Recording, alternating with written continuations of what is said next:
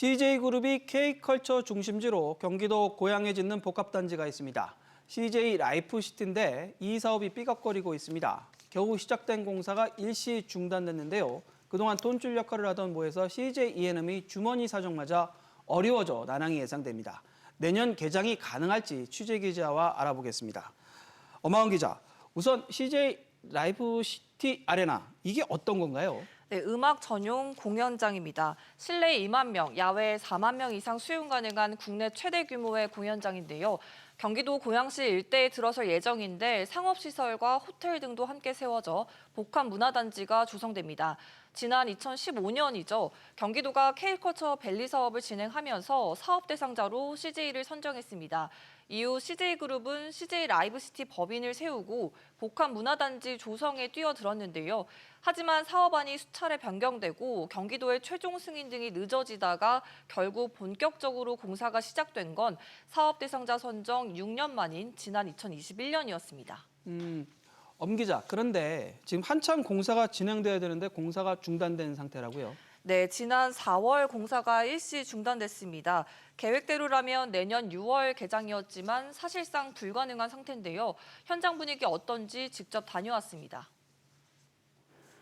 32만 제곱미터, 약 10만 평 규모의 아레나 공연장이 들어설 부지입니다. 계획대로라면 한참 공사가 진행 중이어야 하지만 조용하기만 한데요. 공사 차량이 지나드는 현장 출입문은 굳게 닫혀 있고 오고 가는 직원도 찾아볼 수 없습니다.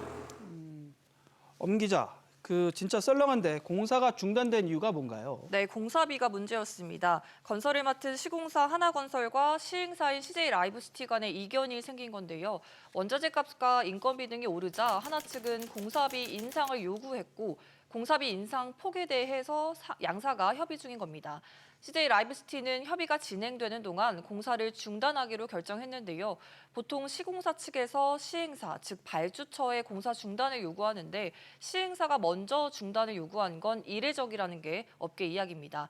CJ 라이브시티 측은 공사와 협상을 함께 진행하면 비용 부담이 있고 전체 공사 기간이 늘어날 경우 하루당 비용이 늘어날 수밖에 없어 이를 막고자 했다고 설명했습니다. 하지만 당초 예정에 없던 공사 중단 사태가 발생하면서 피해가 뒤따를 수 있는데요. 하나건설 측 관계자는 매출로 잡혀있던 부분의 손실과 해당 현장에 있던 협력업체 직원 등은 공사 중단 기간 동안 일할 곳이 없어질 수도 있다라고 설명했습니다. 엄 기자, 그러면 공사 재개 시점은 어느 정도 좀 정해진 건가요? 연내에 공사는 재개될 가능성은 있습니다. CJ 측은 협상이 끝나면 바로 공사를 재개하는 것으로 계획하고 있다고 설명했습니다. 그러나 당초 약속했던 내년 6월 개장은 어렵고 2024년 안으로 개장을 하겠다는 게 CJ 측 설명입니다. 그런데 지금 상황을 보면 2024년 개장도 쉽지 않다라는 얘기가 나오고 있어요. 네, CJ 라이브시티 모회사인 CJ E&M 사정이 갈수록 나빠지고 있기 때문입니다.